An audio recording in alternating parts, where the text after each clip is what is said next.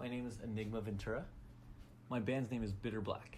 I grew up mostly in Long Beach. I was born and raised in Long Beach, but I kept moving back and forth every couple years between here and San Diego. But for the most part, I grew up mostly here in Long Beach, yeah. When I play in the band live, I play guitar, lead guitar, and I sing. In studio, I try to get as much done by myself as possible, but I have my partner in crime. His name's Alex, and he comes up with music with me as well. Right now, it's me, Alex on bass, Raven on guitar, and we have our friend who's stepping up to play drums, and his name is Josh. My top 3 favorite animes would probably have to be the Dragon Ball series, Sword Art Online, and probably Blue Exorcist. Anime has influenced our band in lots of ways, actually.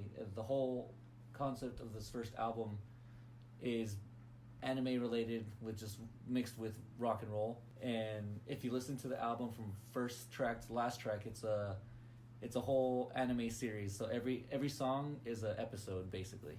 My dog's name is Paige. She's a princess. She kind of runs the house. Whatever she says goes. And she knows me as dad. She knows my dad as grandpa. There's so many subgenres now that we don't really know what we fit in, because we originally went with rock / metal, and then people were like, you guys are too metal. You guys aren't metal enough to be considered metal. So we would go with pop punk, and then they're like, you guys are too heavy to be pop punk. And then it was a bunch of other stuff, so we just ended up going with rock and just sticking with that. People have also just on Facebook and in the anime community, they just recently labeled us under Visual K, which is basically Japan's version of glam rock. To compare Visual K with glam rock now is it's two separate things at this point. A lot of musical influences for me in the band was a lot of stuff from the 80s, and then I grew up with a lot of the local bands in Hollywood from my teenage years.